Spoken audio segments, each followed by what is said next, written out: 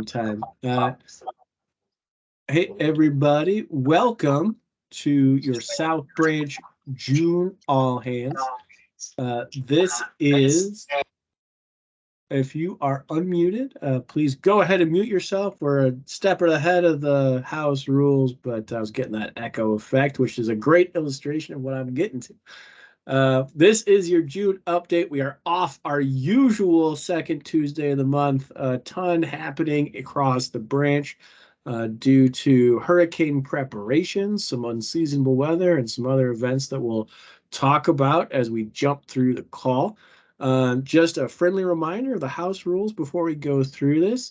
If you are not a designated presenter, please self-police your microphones. It's not that we don't love you or want to hear from you. It's that we got a bunch of folks on this call. And when we have more than one person unmuted, you get that nasty double echo effect. It's very distracting to both the folks who are presenting and to the listeners. So we want to make sure that we're all able to hear and understand. The other call out is if you have questions based on any of the information that's presented, please drop it in the chat or hang out. We will answer all of your questions at the end. We want to make sure you guys get the information, not just on the slide that's being presented, but on everything tonight. We have a tight agenda. We only allot about 2 to 3 minutes per presenter. So as much as we'd like to go back and forth on each individual slide, it's just not really feasible in this format. So appreciate everybody's patience and guidance on that. If I haven't had a chance to meet you yet, my name is Drew. I'm the Deputy Operations for South Branch, which means I support all of our operational planning from Texas to Florida and as far north as Kentucky. I currently live in the Dallas area, but I'm supporting everywhere that you want to be, which is in the field. I'll be your host tonight, so I'll be touching through all of the different functions. We are running with our standing agenda tonight, which means we'll kick off with a quick situational update, drive through all the functional teams, our geographic teams. Apri will give us our moment of Zen, which she always does so well. We have a few announcements, and then San will close us out with the leadership wrap. So that is the game plan for tonight. We'll jump in, start off with our situation update. You guys have probably seen a lot of the notes that I've been dropping in the Watchtower over the weekend, but the Atlantic is unusually active for this time of year. It's looking and feeling a lot more like August or late July than it is for mid-June. And we can see that with the lineup of storms sort of swirling their way across the ocean right now. We don't anticipate any CONUS impacts from anything that is currently in queue. CONUS meaning Continental United States, if you aren't up on all of the acronyms we love to use. But Tropical Storm Brent is forecast to hit the U.S. Virgin Islands, so we do have a couple of gray shirts on standby in that area. And then we're continuing to watch Invest 93 Lima as well, in case that one gets anything squirrely and does other than what it's currently predicted to do, which is to just drive up into the Atlantic and stir up a bunch of the fish. Another weather trend that we're seeing and monitoring right now is the El Nino impacts. So the jet stream is way south of where it typically is this time of year, which is causing a whole bunch of the colliding fronts, which have led to all of the storm activity that the branch has been monitoring and responding to over the last week or so. These types of late season tornadoes are not typical. And certainly we're feeling the effects as we try to manage that and prep for hurricane season at the same time. But the advantage of those is that they will hopefully help drive those storms, either turn them north or tear them apart like we're expecting to see happening to Brett once it makes its way across those Lesser Antilles and the Virgin Islands. So we'll continue to keep everybody updated. We're still very early in the season.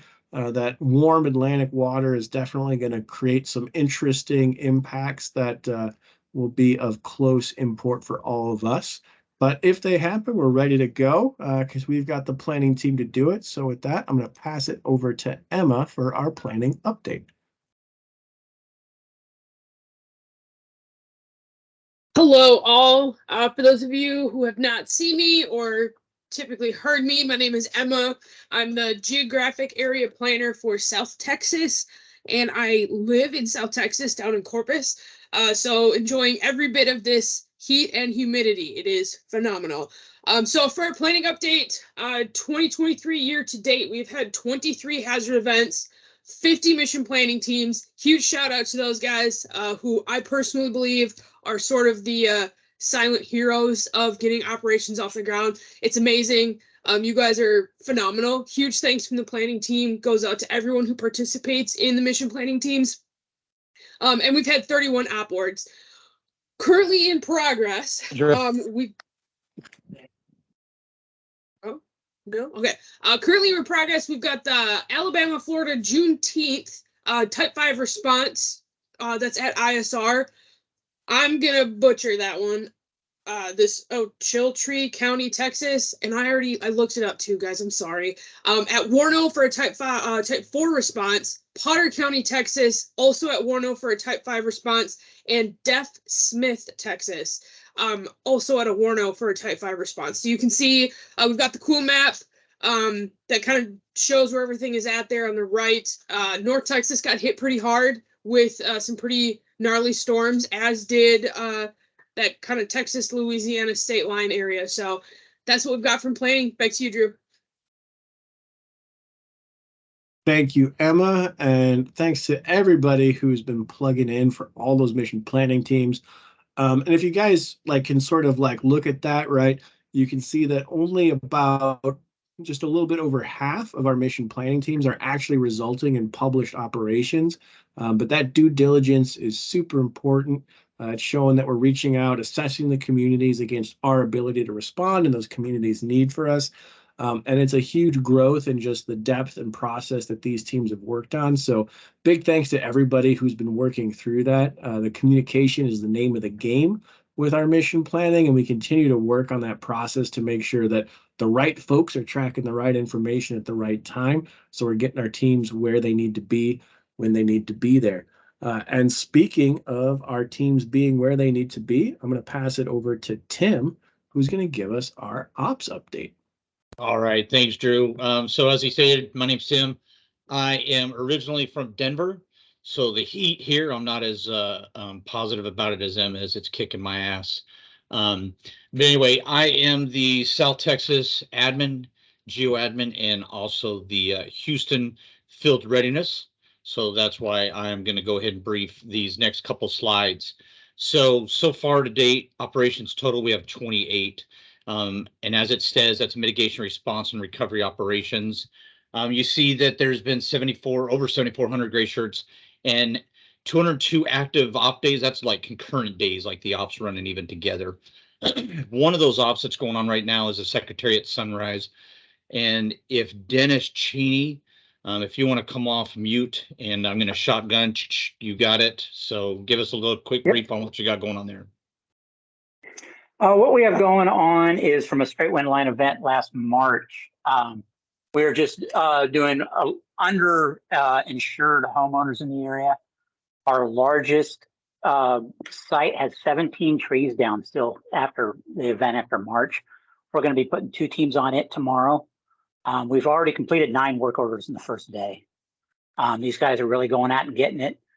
We even have a couple of locals. One of our division super is actually from Lexington originally, came back to serve his home area, even though he does not live in the area anymore.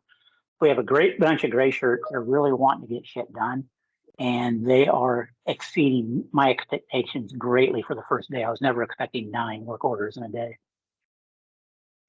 At this point in time, we'll be done by the weekend. Honestly, there's a possibility we could be done Friday, definitely by Saturday. We're going to demob on Sunday, and the community seems rather happy with us.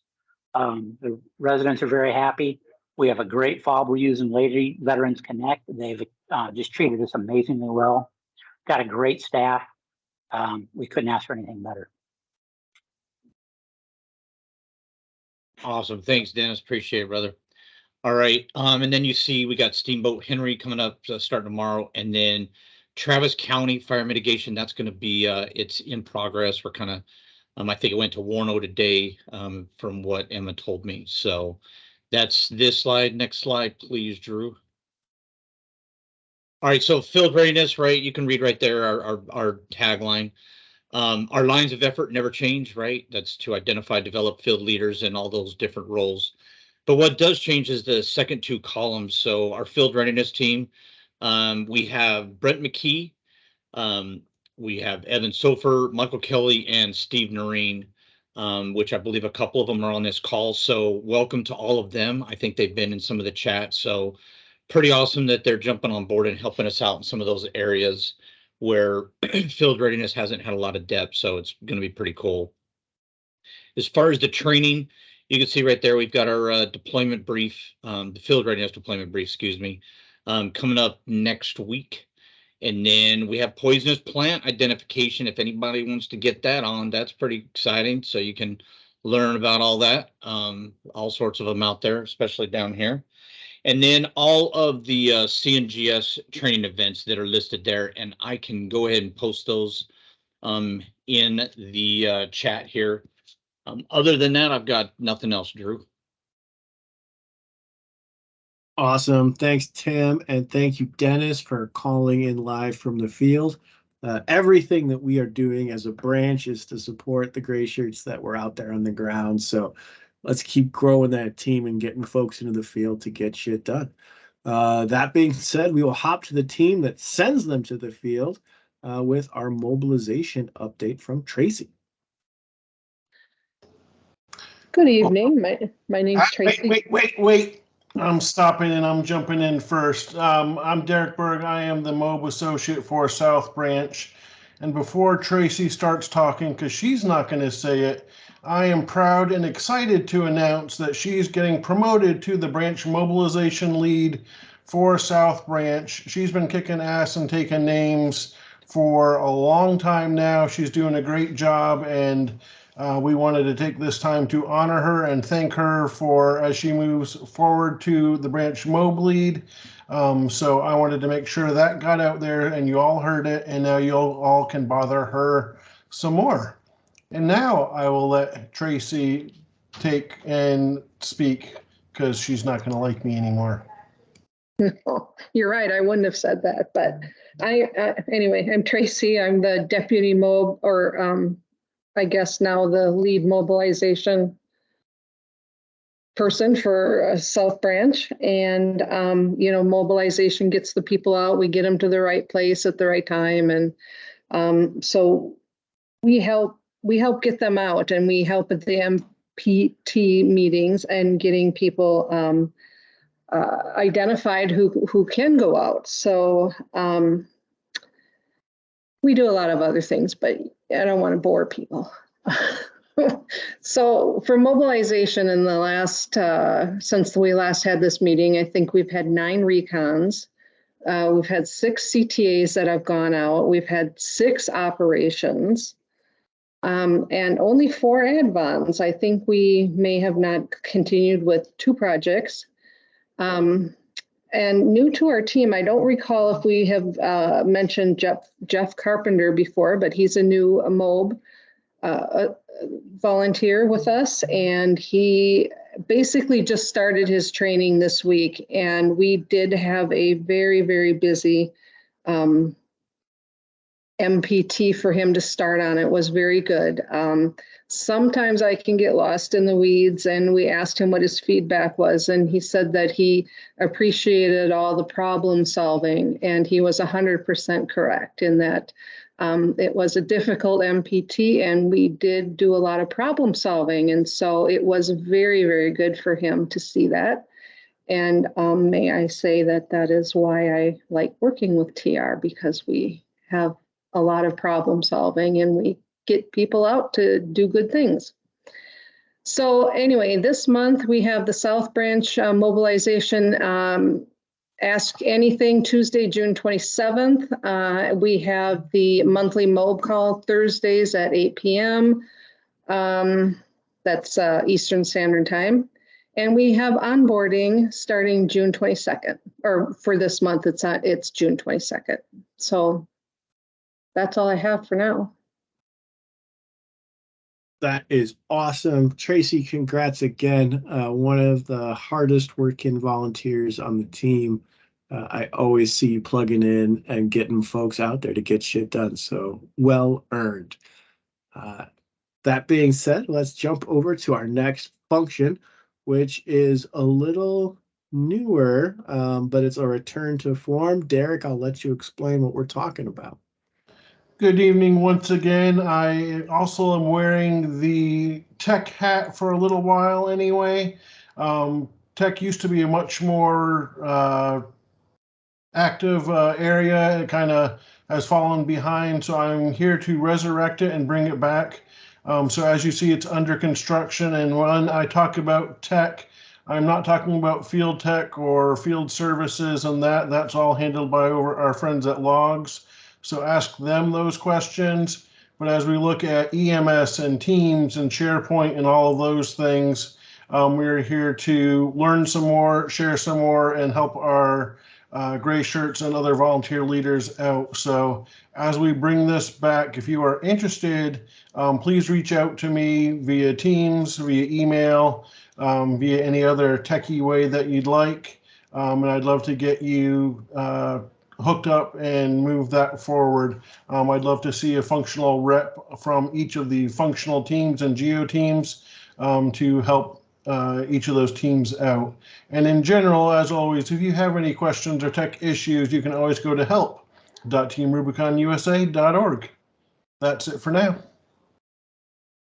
Thank you, Derek, and totally appreciate him taking this on. Guys, as everybody who works in our systems knows, tech is integral to all the work that we do, whether it's outreach, event signups, or just getting gray shirts in the field. So the better we all understand this and the better we improve our customer service to all of you, the easier and the more supported and the more shit we will get done. So excited for this one. With that, we'll hop to our next function, if I can click the slide, which is logistics with Al. Good evening. I'm Al Kent. I'm out of the Atlanta area. I support the South Georgia region for logistics. I'm stalling a little bit because I'm waiting on the slide to come up on my end.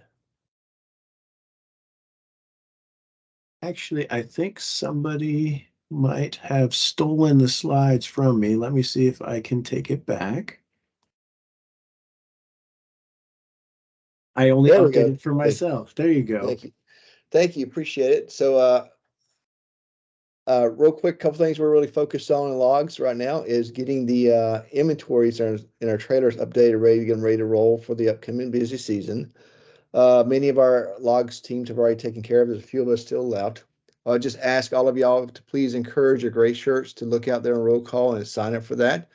It is a doable operation to do 1 or 2 people, but it sure goes a lot smoother when you got a few more hands. And it really sucks if you're by yourself. But I really would ask y'all to all kind of help share that news with us. A couple of things we'll call out is there is a new rental request form out there that our Logs are going to start using. Consolidates 3 different forms down to 1 and makes it easier to have a good visibility of what we're asking for. So just keep out for that and partner with your Logs partners. And lastly is if you're having a event coming up, and you're planning it now, please don't wait to the final approval process to reach out to Logs. We all want to help and make sure you get the stuff you need when you need it. The sooner we know in the planning process you're thinking about doing something, the better off we as a volunteer and the staff can do to be there to support you and get stuff there with it. No one likes to be getting a call Friday afternoon for our chainsaw event. Coming up that weekend, we're chasing down a vehicle trying to get something up last minute. So the sooner you can let us know at the beginning, the better off we're all going to be able to support you. With that, I'll hand it back to you, Drew. Thank you, everybody. Thank you, Al, and thank you to our friendly neighborhood loggies who have been working overtime. Guys, if you haven't seen the stuff that team's been doing to make sure our gear's prep for hurricane season, check out on roll call for some of the inventories and other stuff that's going on around us. We'll be ready because of the hard work of that team.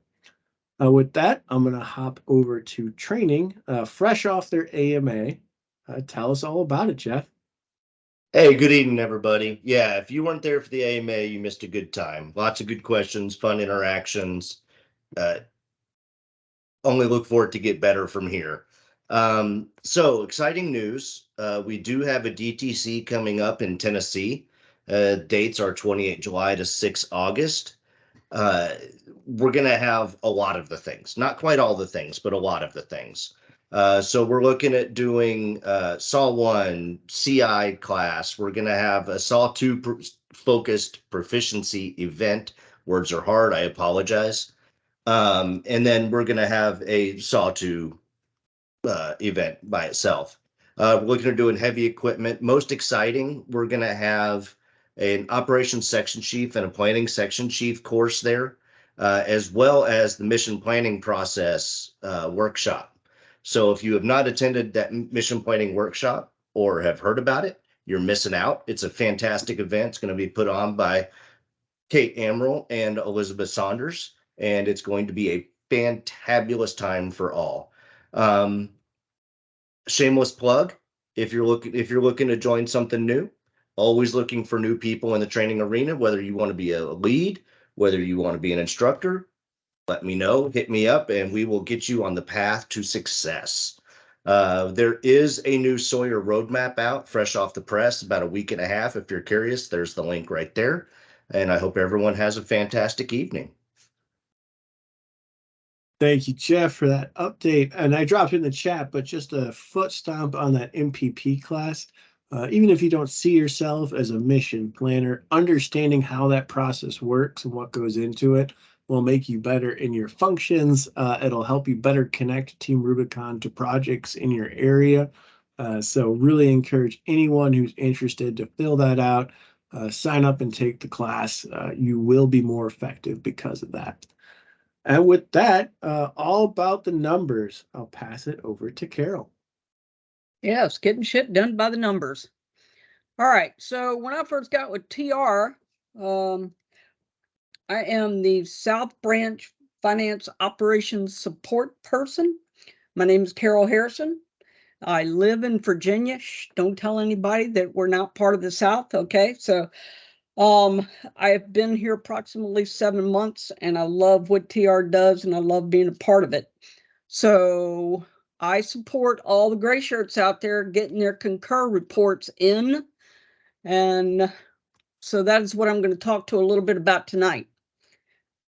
The Teams section of Microsoft Teams has a channel for both South Branch Ask Finance and South Branch Gray Skies Finance. And in those, no one ever posted things. So I started posting. There are instructions for how to get your PEX card reactivated, Zelle payments, the travel offset is there, and much more.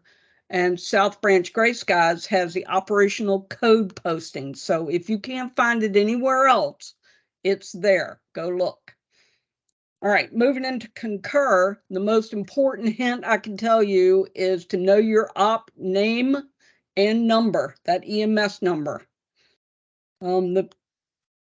What I looked at when I looked back through some of our educational material is that no one mentions there is a difference when you're looking for your cost center between an operation and an event. An operation is always created a cost center that is unique to that operation. You can use that asterisk and start typing and it should come up. An event or training does not have a unique cost center. It has a general one, such as Sawyer 1. So you can start typing Sawyer and it should come up.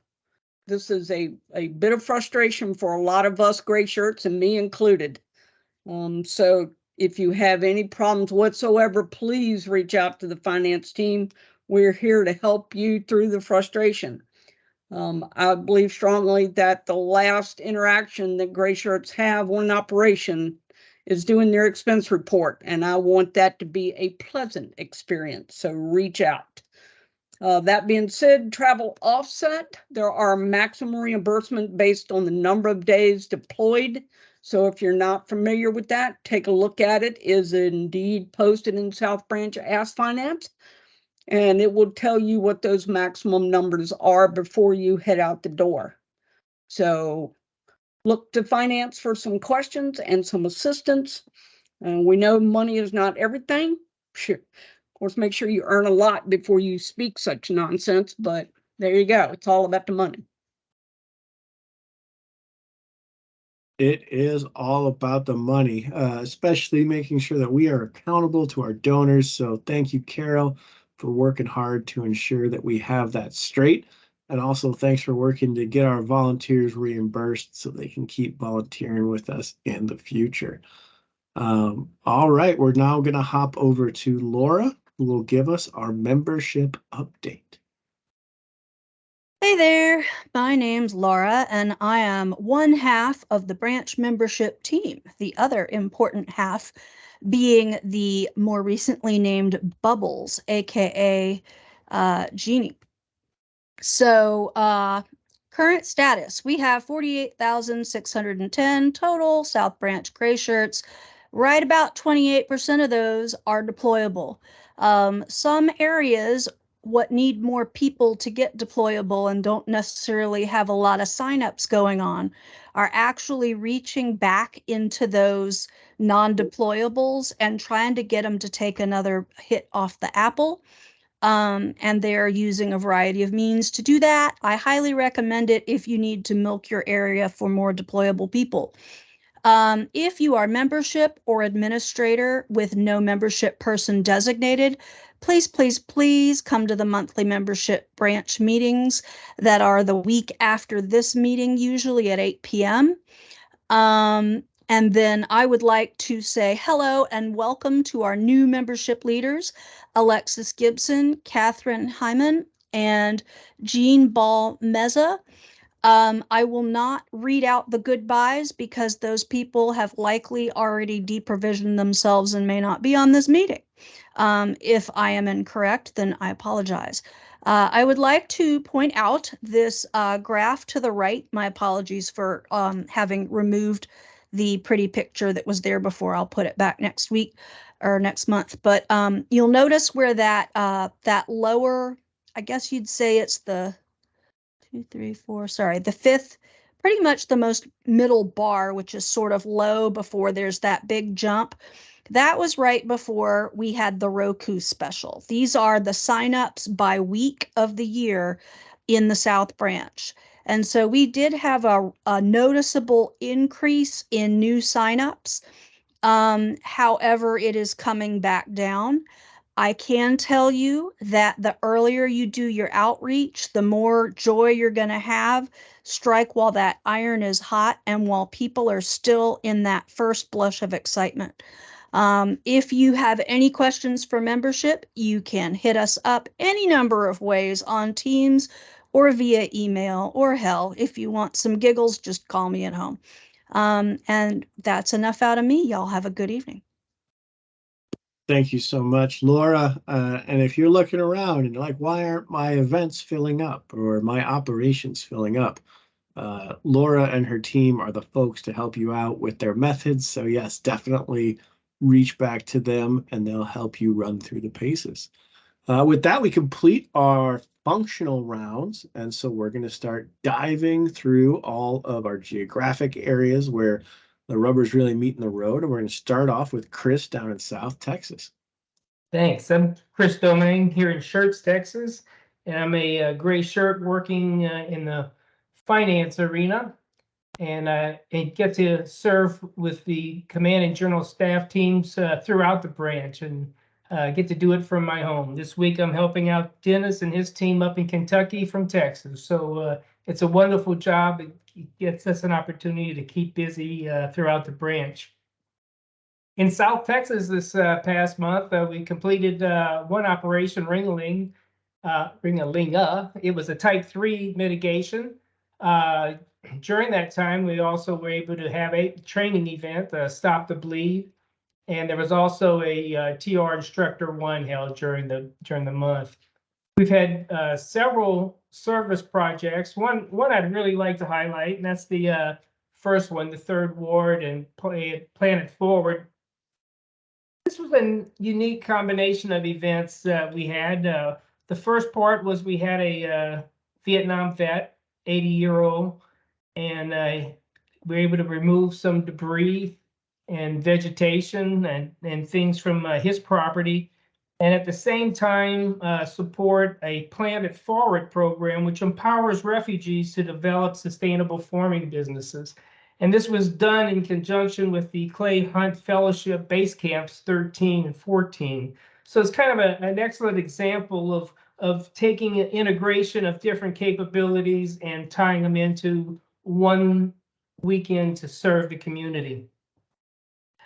Another key thing we looked at is Elizabeth and Oscar went out and presented our story to the TDEM conference in Fort Worth.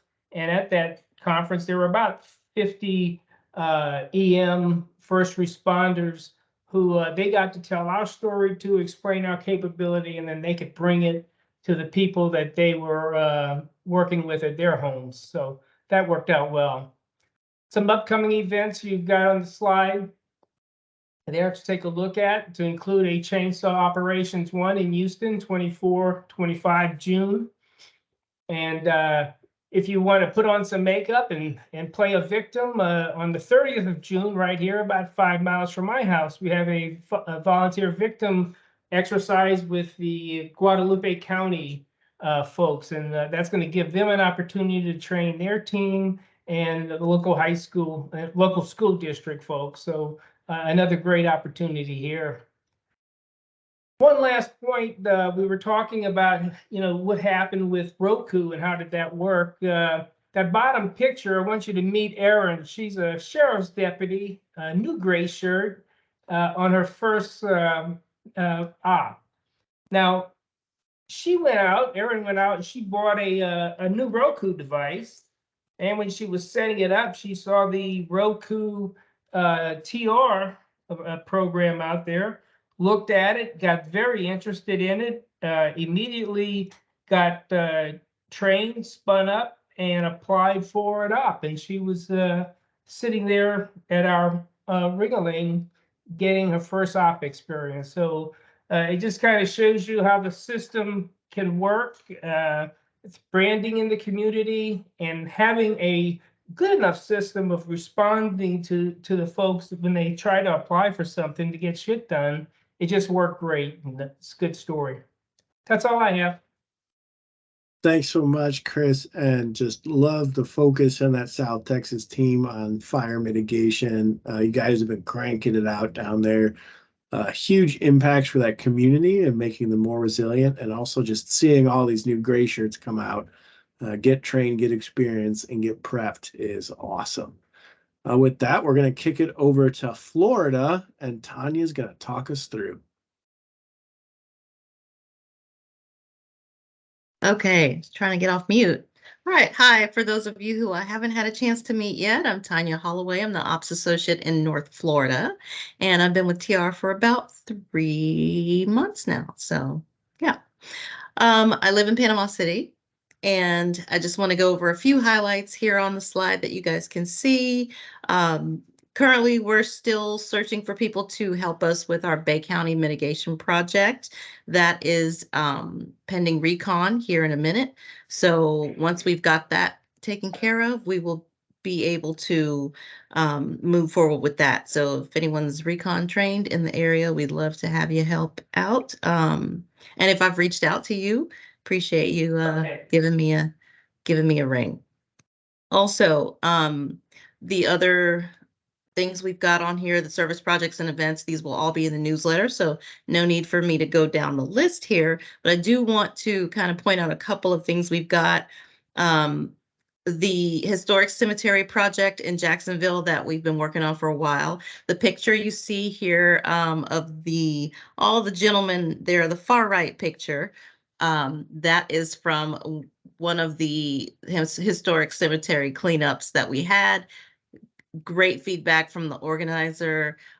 We gave it a go last weekend, but unfortunately Mother Nature said, not today. So we ended up having a social instead, and we went to Cracker Barrel. So the picture on the top left is us enjoying some breakfast instead of our planned lunch, because we just had to pivot and ended up having a great conversation and loved learning about the volunteers and what they want to do with TR. All right, so that said, we've got some wonderful volunteer leaders. Speaking of awesome people, there you see the little arrow shows you who we've got. There's still quite a few vacancies, so if you're interested in leadership, let me know. And some things of interest, even though they're virtual classes, we are in dire need of people to do Recon Advon and also Site Survey. So those classes are being offered virtually on the 15th and 16th of July. So folks in North Florida, if you're interested in those classes, please, please, please sign up for those. And we're getting a new trailer, yay, finally, in North Florida. So we are going to have like a show and tell, review inventory, that is pending the date from logs. So it may be July, it might be August, but hopefully July. So if you would like to work in logs, we need someone to help us with maintaining that trailer. We've had offers for help, which we will likely take them up on from other geos, but we are looking for someone to be in North Florida and help us maintain that. So come out to the show and tell for the trailer. That's all I got. Well, don't go anywhere, Tanya, because I think you're still covering. That's right, in case you were sick of me too bad, because I'm back again. All right, so I'm covering for South Florida today. Again, not going to read through all of the events, but we do have a few things of note. So Operation Dancing Mayaka, I hope I said that right. It was a Type 5 buck out saw tarping operation. It demobbed on June 16th, and there were 9 work orders completed. A couple of things of note that are coming up. There is a Chainsaw Pro Cut and Stop the Bleed class that's going to be happening on the 8th of July. The poisonous plant identification, I think we mentioned that earlier, and another Pro Cut that's coming up the 5th of August. Oh, and of course, I can't forget the quarterly inventory in Tampa, July 16th. So please, if any of these events interest you, check out Roll Call. They will be there. All right, thank you so much, Tanya. And now we're going to move to our next area, which is North Texas and Oklahoma.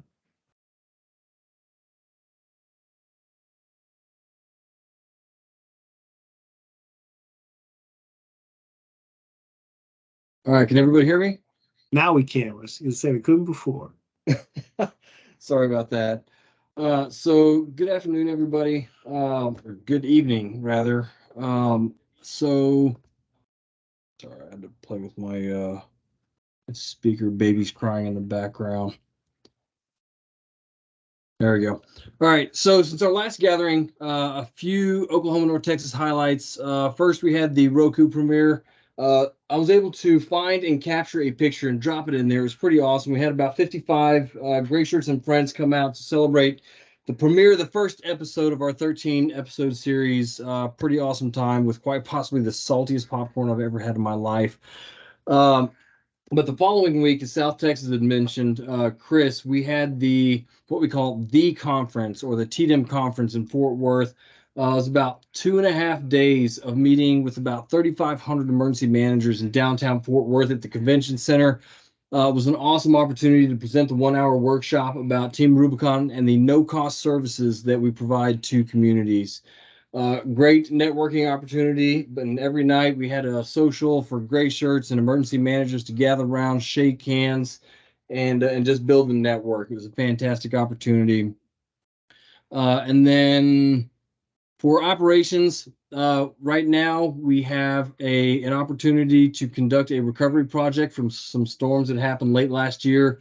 That is in Lamar County, Texas. That is currently in planning with the Cultivate opportunity. The Deaf Smith, Potter, and Oakletree, as it is pronounced. I learned that this past week. The Oakletree are currently continuing to monitor. We responded out there with a recon, learned that there were no immediate unmet needs. So we're going to keep in contact with the emergency managers out there and then see how if we can be of assistance in the near future. For our future events, wanted to make a special call out to the Ramp Build Service Project. That is going to be the first event, in-person event in the Midland Odessa Metro, and that is all thanks to one of our new volunteer leaders, Marty Montañez. So huge shout out there. And then the Savannah Station outreach, that's going to be just the second service project that we've had in all of Oklahoma. This one's going to be in South Oklahoma. And that one, due to the efforts of Robin and her team out there. So huge thanks. But wanted to go ahead and wrap up with the volunteer leaders. We've got a few newly provisioned and onboarded volunteer leaders. Andy Balmeza, Marty Montañez, and Jana Littleford of Northeast Oklahoma. Thank you all so much. Pending any questions, that's all I have. Any questions? Well, I shouldn't say any questions for Dennis. Dennis, you did it to me. If you have questions, please drop them in the chat or save them till the end. And we're going to move to our next geo area. And Jim is going to brief for Georgia and Alabama. Thanks, Drew. Good evening, everybody. I'm Jim Tochterman. I go by JT because you probably already know by now there's just entirely too many Jims in TR. I'm the geo area admin for Georgia and Alabama. They want us to let you know a little bit about what we do as administrators in the geo area. One thing we do is assist in the recruitment and mentoring of leaders at our various levels so that we can help build out our teams that the branch will eventually steal from, but that's okay. It's all good for growth. We also help grow our relationship within our geo area communities through public events, outreach, advocacy, our work with the emergency managers, and through the state and local VOADs. I'm in Augusta, Georgia. For those who may not know where that is, that's on the Georgia-South Carolina border, almost right in the middle between Atlanta, Georgia, and Columbia, South Carolina. Since our last response ended in Selma, we don't have any new responses going on right now, which is good for a little bit of a breather. Recently completed a few events. Won't go through all of them, but one of highlight, the Warrior Alliance PACT Act event. We partnered with Warrior Alliance and in partnership with the Atlanta VA Regional Office and the Department of Veteran Service to help folks file their PACT Act claims and get updates on previous filed claims. And for those who aren't familiar with the PACT Act is getting benefits for veterans who have been exposed to burn pits, Agent Orange, and other substances. So it was a really good event there. We also have a couple of events coming up, chainsaw kit refresh, making sure people sharpening skills and routine maintenance is being reviewed, and time for also our quarterly trailer inventory, 646 and 602. So those who may be interested, those events are NEMS. Come out, sign up, and learn a little bit about the behind the scenes of the trailer maintenance, chainsaw maintenance. Any help is always appreciated. We'll continue to look at getting some more events up. It's a little slow right now. Summertime around here between people deploying to other areas or taking summer vacation. Things slow down quite a bit here, but we'll continue to push. And on the leadership side, we've got 4 folks that are in greenhouse and awaiting one additional person to put in an application. So hopefully we can get some more seats filled. And we'll continue our support of our state and local VOADs and EMs as we move through hurricane season. And that is it. I'll turn it back over to you, Drew. Awesome. Appreciate that so much. And we're going to jump straight up to the Carolinas to keep this thing rolling. Hey, everybody. I'm Annette Gurman. I've been in my role for the last 90 days as the Ops Associate for North and South Carolina, and I live in beautiful Beaufort, South Carolina. I want to give a shout out to our new volunteer leaders, Alexis, Brent, Michael, Melissa, Catherine, and Ken. Ken just came on board today, and we are getting him provisioned. I also want to give a shout out to my team, my current team in place. They are amazing rock stars and have been the ones that have brought these leaders on, as well as continue to recruit and continue to put really neat events on our calendar, which you'll see in the upcoming newsletter. So our current initiatives really are on our partnership development in several different areas, whether it's the playground equipment company focusing on building parks in the most vulnerable communities, the mountain retreat that's in Highlands, North Carolina, that's going to allow us to do SAW 1 classes, RASCO, fire mitigation, fire breaks, DTCs, and then also we have struck a partnership with the Fayetteville, North Carolina Marksmen minor league hockey team.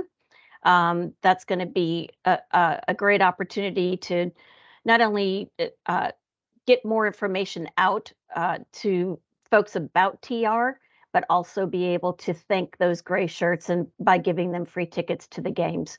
Identifying cases to spend down the remaining Hurricane Florence funding is a current operation we're working on.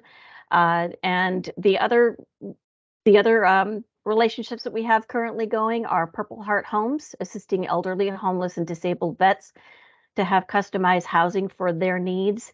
North Carolina VOAD hurricane exercise, and the North Carolina Forestry Services to start doing home assessments on fire mitigation. And that's all. All right. Thank you so much, Annette. Super excited to see some of the projects there get to fruition. I know the team has been combing the land to find them. So excellent work and growth out there. And with that, we will drop down into Louisiana, Arkansas, and southern Mississippi with Evan. Hey, good evening, folks. For any of our new people, I'm Evan Witt. I'm the Operations Associate for Arkansas, Louisiana, and Southern Mississippi. So just want to take a moment to thank everyone for their tireless efforts to get Operation Steamboat Henry to a yes, so that we could support the community of Shreveport and help them recover from last week's severe storm. So whether you supported the team by passing up weather intel, serving on Recon Advon mission planning, or if you're deploying to the operation or knocking out membership outreach, thank you.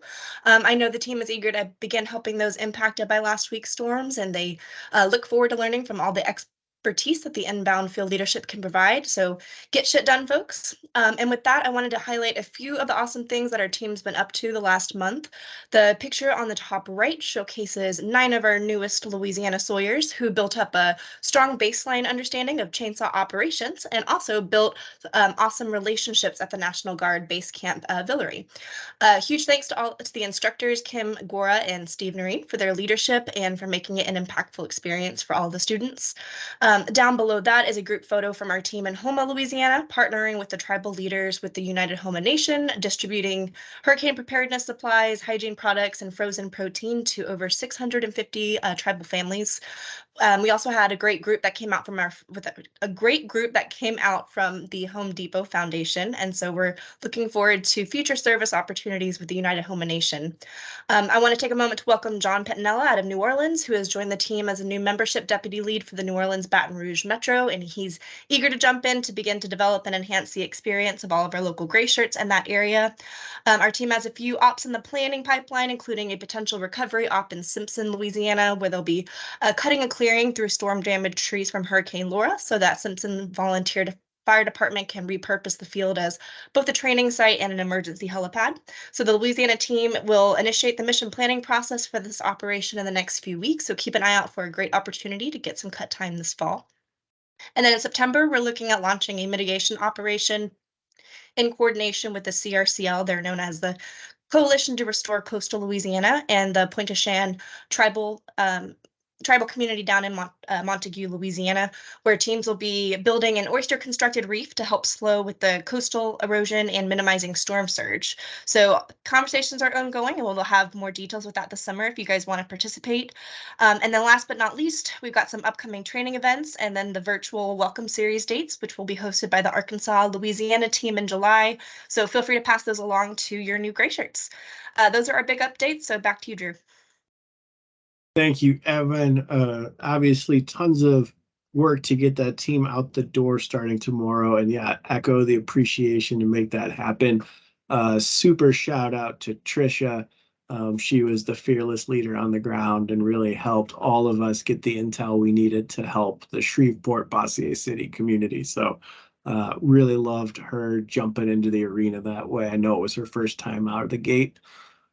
We only have one geo area left, but there's really no one like them. So we will pass it over to the Kennesapi. Kennesapi, you're correct. There is no one like Kennesapi. For those of you guys who are new, my name's Kate Amaral. I'm the Ops Associate for our fabulous Kennesapi team, which is Kentucky, Tennessee, and North Mississippi. As always, our team is super busy. We heard earlier in the presentation from our folks at Secretariat Sunrise in Fayette County, Kentucky, and we're really excited that that team is out there and doing some amazing recovery work from the March 1st windstorm that came through that area. We're also really excited about the partnership with Fayette County Emergency Management that this operation has forged ahead. Something else is that there are 8 new gray shirts that are going to be deploying to this small operation. It is a Type 4, but 8 new gray shirts is huge, guys. And so I know that that team is going to give them a fantastic experience. But before Secretariat Sunrise kicked off, we had Hollerback 2. Hollerback 2 is our 4th iteration of recovery in Letcher County, Kentucky. That demobilized on the 4th of June. You can see there that the folks are doing a muck out in that picture. Did a muck out on a home for a woman in her late 70s who has been living with family members since the flood, which was 11 months ago. So our team was able to go in and get the muck out completed on that home. And just so you know, right after we completed the muck out, another organization came in and started retrofitting their home. So we are really, really essential to getting the muck and guts done in this community so that other organizations can come in and we can get these homeowners back in their homes. So some of the operations in planning that I wanted to highlight is that return to the holler. Is that going to be the name? Probably not. We'll come up with something more inventive of that, but it will be the 1-year return to Eastern Kentucky for that flood recovery. So again, keep an eye out for that. If you're within the 450, and especially if you responded to Appalachian Spirit, we would love to have you out with us so that you can see how much recovery those communities have had and how far they've come. We love being part of Eastern Kentucky and have a blast every time we're there. A couple of other initiatives that I want to highlight is the fact that our training team has absolutely killed it. We created 14 new SAW 1s in the last month. And you might say, well, 14 is not a whole lot. Well, guess what? Those are split between 2 different states. So 14 is a big deal. We also got 8 new folks, Recon Advon and Site Survey qualified, and we're really excited for the upcoming disaster training camp here in Tennessee. We're excited to help with hosting that. And look forward to hopefully seeing a lot of your faces there as well. We want to congratulate 2 of our volunteer leaders who are new Clay Hunt Fellows, Topher Hedrick and Aaron Toohey. So we want to say congratulations to them as they work through the fellowship.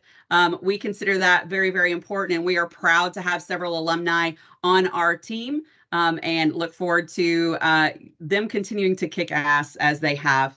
Couple other initiatives that we have going on that are a little bit further down the road, but can't let the work on these initiatives go by without saying something about those. We will be launching a series of preparedness days and partnerships. First in Cookeville, Tennessee. You may remember Cookeville, Tennessee, if you were around Team Rubicon in March of 2020. They had an F3 tornado to come through.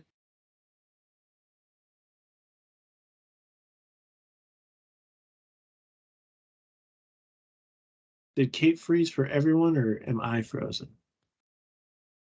Well, She froze. Sure, she was saying something She's awesome frozen. about Cookeville and our intent to return there and do some awesome Am work. I here? Wait, am I back? Oh, she's back. We lost you. You were about to talk about what you're doing for the Cookeville area.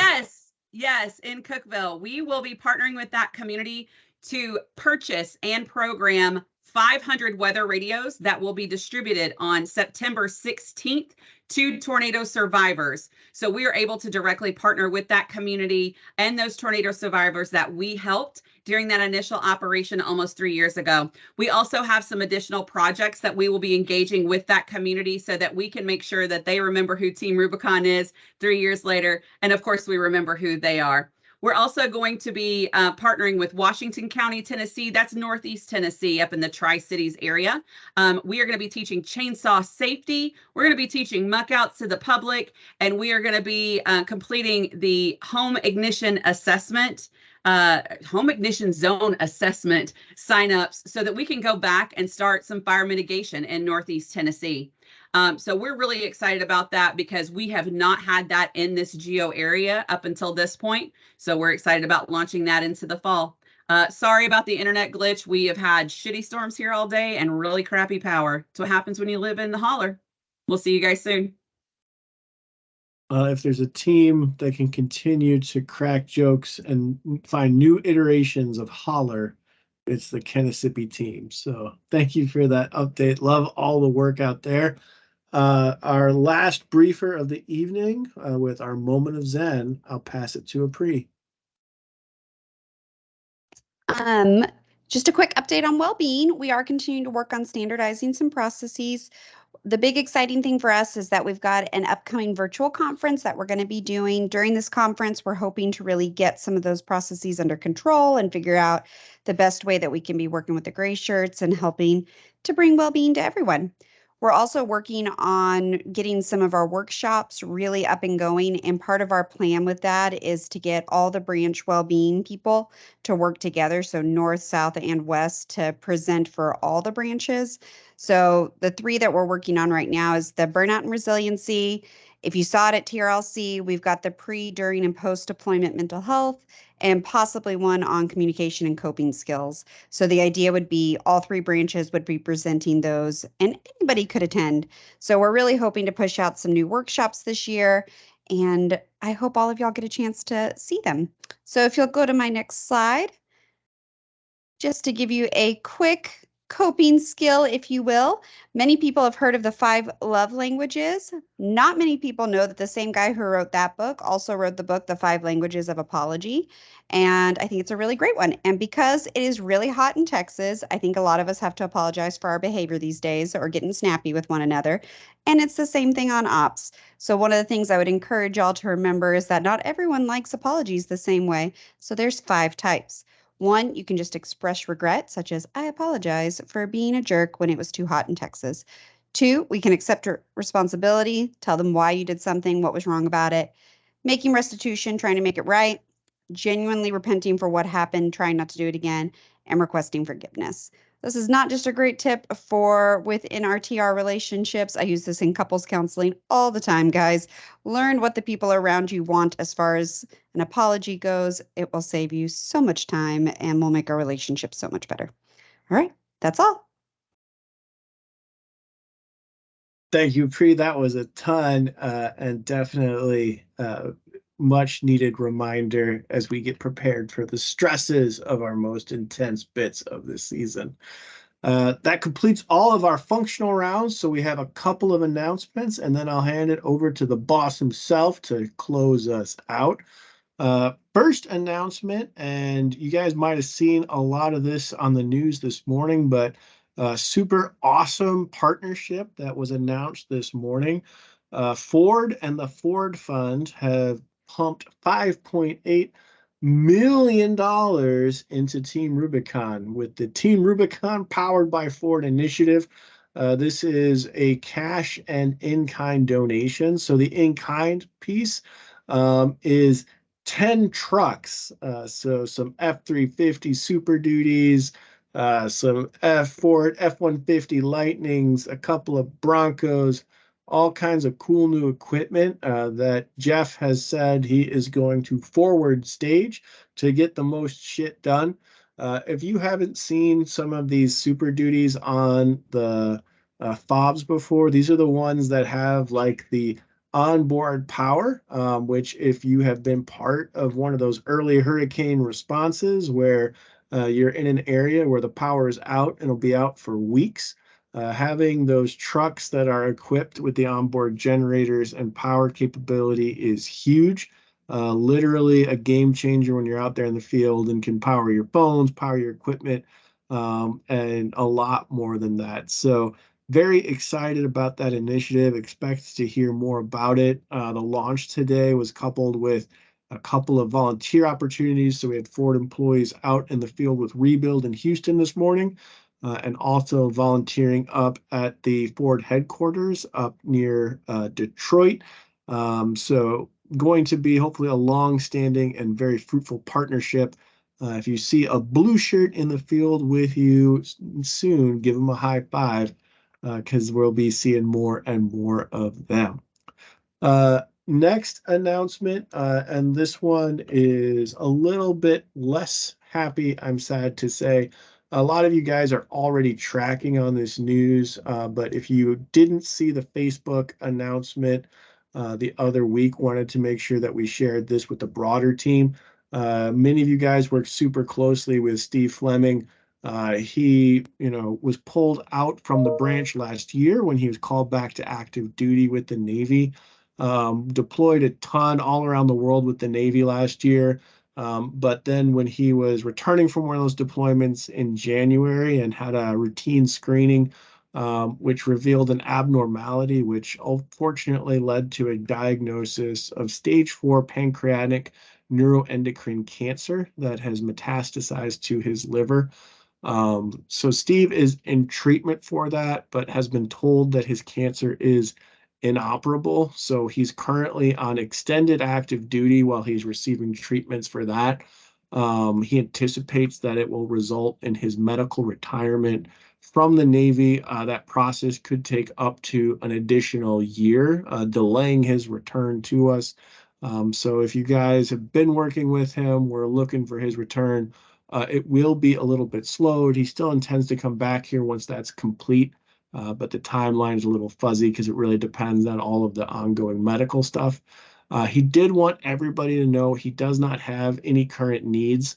If you know Steve, this is very in character for him, but he said that by paying our taxes, we've already taken care of him. He's getting treatment at the best facility in the world down there at MD Anderson. So he doesn't have any needs. He doesn't want anybody to call him up and kind of have like a pity party.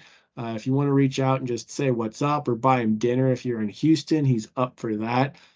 He's had a pretty full plate recently. He just went to Hawaii. He was up at the NOC with a lot of the team last week for the Hurricane TTX, and he's looking forward to climbing Mount Kilimanjaro in July. So got a lot of cool stuff that he's working on. He also said that if you really feel compelled, like you have to do something, you can support the Hunter 7 Foundation, which is a nonprofit that supports Iraq and Afghanistan veterans who are dealing with cancer.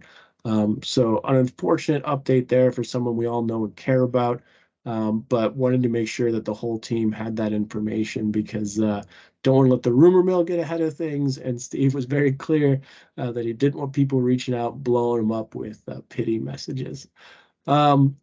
Now on to a happier announcement, and this is something that we always want to do more and more of, and we're working to help formalize and share out. But we recently had an opportunity to recognize a bunch of our hardworking gray shirts. So we asked every function and every geo to nominate one of their kick-ass gray shirts. Here's a representative shot of a lot of those folks, but we're able to get these folks identified for the work that they've been doing for the last 12 months or more. These are all names and faces that are pretty familiar to a lot of you guys. So big shout out to Steve Noreen from South Florida, Renee Chadwell from North Florida, Jim Woodham from Alabama, Georgia, Rose Lintz from the Carolinas, Tony Wells from the Kennesapi team, Zach Loopsdorf from the Arkansas, Louisiana team, Ronnie from South Texas, Keith Ewell from North Texas. And then on the functional side, we got Ken Lemansky with plans, Teresa Beard with logs, Tracy Gray with Mo, Jason with comms, Jonathan Esquivel with finance, and Maggie Nils, our SAW cadre lead with training. These gray shirts were all sent an awesome backpack to recognize the work that they did. We jammed it full of swag. It's the smallest way that we could say thanks and recognize them for all their efforts. These are the folks who are working tirelessly all year round in all of these functions and geos to make good shit happen across the branch. You heard it here tonight as we dove through all of the functions and all of the geographic areas. There's a lot of good stuff going. And all of it is geared toward preparing and prepping and ensuring that when the storm comes, we're ready to hit the field, get shit done, and get gray shirts out there with the support, the information, and the equipment that they need to help folks on their worst day. So with that, I'm going to drop the slides and I will hand the microphone over to the boss, Son Walker, to close us out. Son, over to you, sir. Thanks, brother. Good evening, everyone. It brings smiles on my face when I see such beautiful people do some great work.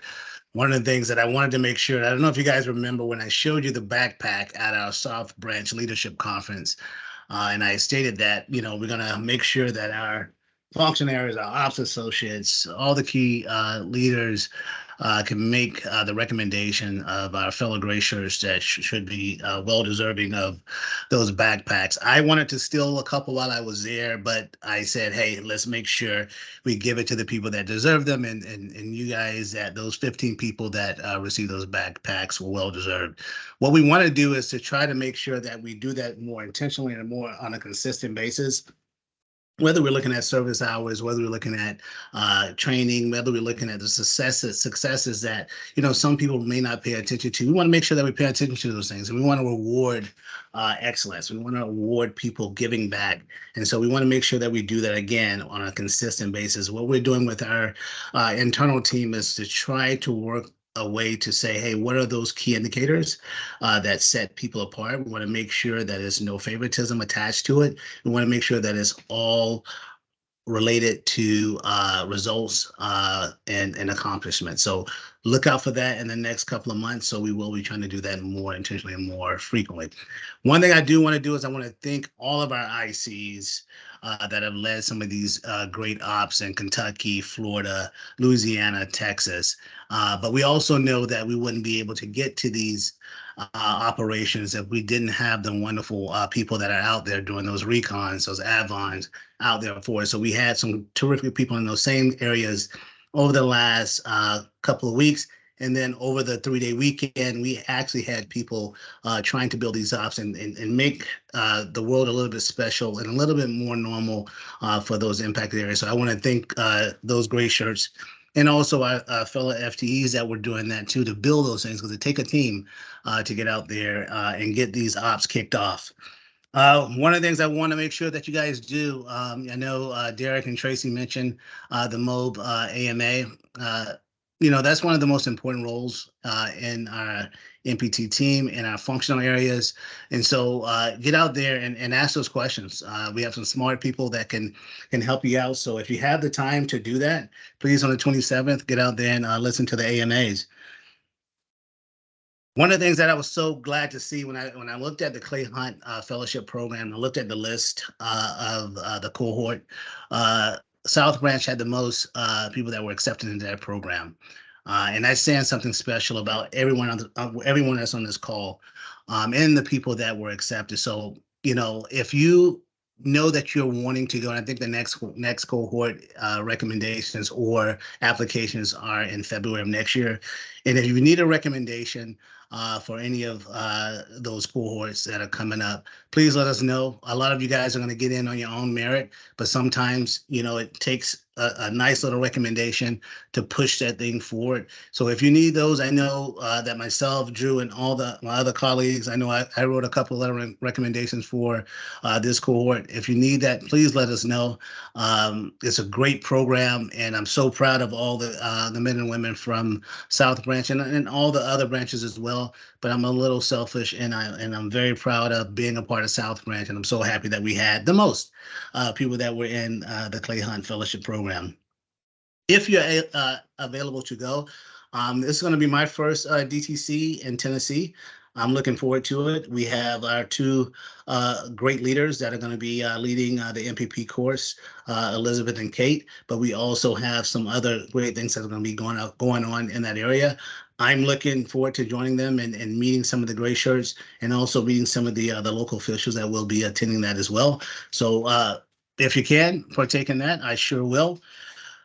One last thing I have to say, I have to bid a farewell to one of our colleagues, Sarah Wickham. She will no longer be a part of Team Rubicon effective today. What we're doing now is we're going to post that role. I'm going to propose, and really it's already been approved, to, in the interim, we're going to probably get a contractor, because we have a lot of different operations that are in the queue for missions down in Southwest Florida. So we don't want that to stop.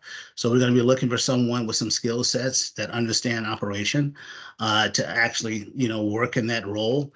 But in interim, we're looking for some great candidates to join our team and to assist Tanya in taking over and running Florida. She's already kicking butt up in North Florida. We want to continue that in the South.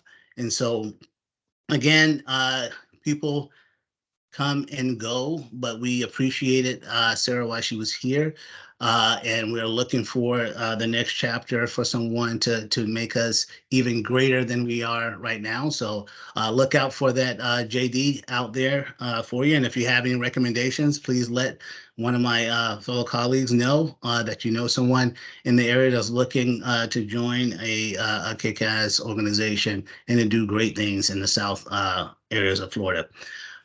I lied. There's one last thing I wanted to go through real quick. I know we had several operations this weekend, and a lot of the operations included doing recons and advon, and some of the things that we were kind of getting confused on. And what do we do with the recon checklist? How do we do the recon coordination? And how do we build that into a brief when it's time to have a formal brief to the audience that needs to make decisions on how those recon go? So I'm going to go over this real quick. First, I'm going to show you, and plenty of you guys have already seen what a recon checklist look like, but I'm just going to go, and then I'm going to show you the kind of a simple PowerPoint presentation on what I'm looking for when it's time for our colleagues to either brief a recon checklist brief or a advon. But I'll just show you the recon, and then the other one should be pretty simple. So here we go.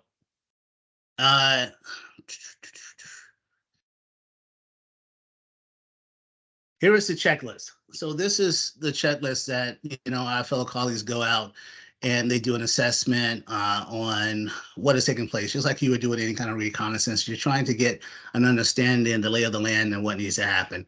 So if you look at this, it's kind of broken down into like 3 to 4, 5 different sections. So you see here, you have the recon checklist. Most times people go through here and they check off and say, hey, yes, I did this. I talked to this person. I talked to that person. And then sometimes they do it. Sometimes they put the pertinent information down here. Sometimes they don't. And we want them to fill this out. But again, this is for you to utilize while you're on the ground and you're doing your recon. Next section, it talks about the preliminary wind chill damage assessment. You see all the things that are so pertinent to what we need.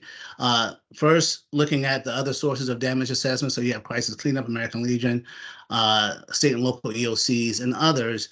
And then you also have what I think is some of the most important things that we need to make sure that we have in our briefing that is structured is the number of homes in the AO, the number of homes that are assessed, the high SVI areas, the number of veterans, so forth and so on, needing repairs, needing minor repairs. And all of these are things that are usually delivered verbally, but it's usually not in a actually structured briefing format. So as you move a little bit more down in the observations and intelligence, and this is, again, some of the most important areas in here as well. So you look at the geographical areas affected. You want to list those things down in here, but you'll see if you were to transition those into a PowerPoint, and I'll go a little bit deeper once I show you the PowerPoint and the importance of that. The type of damage. Here you have the unmet needs. So it shows you the different things that are here that are the unmet needs that, if it's expedient home repairs, if it's heavy equipment needed, if it's muck outs, if it's tarping, all those things are in there. And then you have all the subsequent things on here, the current response, so forth and so on. And then you go down a little bit further, and you have, which I think is another good part of here, is the EOC staffing meeting schedule, and then other notes. Now, when we end our briefing or our discussion, we usually want to say, hey, has there been a disaster? Do the unmet needs exist in the community? And then are the unmet needs something that Team Rubicon can actually assist with? So this is a PowerPoint slide, and hopefully everybody can see this. So this is some of the basic stuff that usually go on the first couple of slides. So we have the title page, we have the order of march, the agenda, and then here is where we have the framework of the meeting. So this is a little paragraph talking about the reconnaissance and what you're going to be providing as you progress through the PowerPoint. What is this? MPT recon check-in, and then it just gives you a little bit on the etiquette and leaving all questions towards the end. Just give you etiquette on how progress. So as you saw, you'll provide some of the AO and all the things that have been going on prior to this or during it. So you provide these things. Then you come and do what we always do. We try to provide the situation update, which is usually from the ISR and all those types of things, but you're providing a concept of operations, coordinating information. And some of this stuff here is also a part of each one of those formal check-ins, whether it's again, a recon, Warno, Advon, and then we end with that op order. But these are some of the basic things that would go on this slide. And as you can remember this is just the important contacts and stakeholders. First of all, it's legible. It's in one spot. It gives you everything that you need to know about some of the key stakeholders. This list can be as long and as short as you want it, but at least it's in a structured environment so you can read this and see it. Moving down to the next part where we talk about the preliminary windshield and damage assessments. As you can see here again, this is easy to see the number of homes impacted, homes assessed, all the things that you had on your checklist is on here. And as it's being briefed, everyone that's receiving this email, the briefing can actually see what is going on. Here again is the observations or intelligent. So the geographic areas that impacted, all of this stuff is fillable. You can go in and type in things in here, the type of damage, you can type in here as well. The unmet needs, you can take away, you can add to in this portion. But again, this is just letting us know and having a structured and a more legible way of seeing what is going on. All these things here as well, this is some of the important things that we're looking at. The event that we're going to be doing in Louisiana, we're going to have external spontaneous volunteers. So these will answer some of those questions that sometimes we ask either at the briefing, which we really shouldn't have to ask those at a briefing. Those are things that should be talked about during the recon coordination call, which is an informal call. Once you get to the recon brief, the Warno brief, Advon brief, and operations brief, those are more of the formal brief outs to the team. And like I said, the same information that is in all of this is fillable that you can type in and put those in there. This is where if you have photos, you can copy paste and drop a couple of photos in here to let us know what the impact areas look like, whether we can see the tarping, we can see the tree debris, and we can see if the roof tarping and all those things. You would post a couple of pictures in here so we can all see that during the brief. On this portion here, again, it's just those follow-on questions at the end of that recon checklist, and you can answer each one of those three in this block, and it's there for everyone to see. And then this here is just ending the actual PowerPoint. Now, one of the important things that on here is that what I like about having it briefed out, because we have some people that are out there doing the recons, they're sometimes not available to actually brief. So the person that's usually should brief this is either the MPT leader, which could be the planner, or the ops associate. Sometimes the recon team is still out there doing work, or they don't even have the service to actually brief out, or you may have 2 to 3 people that are out there. One person took the notes. That person that took those notes may not be on the call.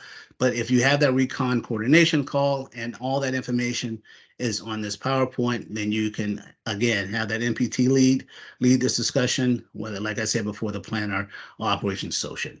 Just wanted to share that with you guys quick because, again, I'm trying to make sure that we can have things structured. We can have things presented in a more functional way where we can get the information. We don't have to rush the recon team to get to a site to actually have connection to talk with us. If they've already worked with that MPT team to go over this recon coordination call or the Warno coordination call or the Advon or the op order, each one of these, presentation. You need to have all of that done up front. So when it's time to brief out to the leadership team or the functional areas, all of that is in one space. Any questions to that? Anyone raise your hand if you don't understand why we're trying to make sure that we're doing this more on a consistent basis. Anyone have any other recommendations on how we can do these as well? Always looking for great recommendations. All right. Any other questions other than to that beautiful PowerPoint slide? It was as generic as I can make it. It's not hard for me to make PowerPoint slides generic, but I wanted to just show you what I am looking for when it's time to brief out on those 3 informal briefings. Drew, that's all I have. I'll say it one more time. Guys, thank you for all that you do. We have a somewhat busy season already. We know we're going to have some more great stuff, and not only with disaster response or recovery or mitigation, but I love seeing some of the other creative work that we're doing around service projects, around engaging some of these communities that have probably for the longest wanted to partner with us. So keep up that good work, man. I'm never probably going to say no to some creative and reasonable recommendations when it costs spending money or we getting our gray shirts involved. I just want to love that innovative and creative thoughts that you guys have to share. We have a lot of smart people that lead the South Branch, and I want to utilize every brain cell I can from you guys. So, Drew, that's all I have. Thanks again, guys. All right. Thank you, San. And guys, I know we ran a little long, but nonetheless, we will hang out and answer questions. This concludes your June All Hands. Thanks for hanging out with us on a beautiful Tuesday night, and we will see you all in the field. If you got questions, hang out. Otherwise, have a great night. Lynn, you're first up, man.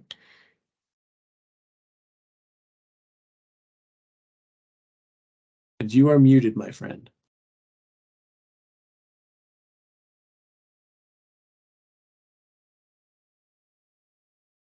Okay, for some reason my software was acting very slowly. That's why it took so long to get a microphone. The the national training in Tennessee, is that available to sign up for already or not? Yes, that should already be in roll call. I believe it got placed there this morning. It should also be going out in the newsletter. And will that include HE training, or is that a special? HE is handled through Patrick Wright. Okay. So if you have not talked to Patrick Wright, shoot me a note offline. I'll get you guys connected. Yeah, I went to the one they had last year, January, in up in Hawthorne. I need to go to this one if I can get into it. So okay. Yeah. Thank you. Get signed up for that DTC. Anybody else with any questions? Let me scan the chat real quick. Amy wants to know how Jen is adapting to that city employee life. Some other good feedback and discussion about the importance of those recon reports. All right, well, seeing none, hearing none, I'm going to go ahead, wish everybody a fantastic evening. I'm going to go sign off and check on a toddler. Have a great night, everybody.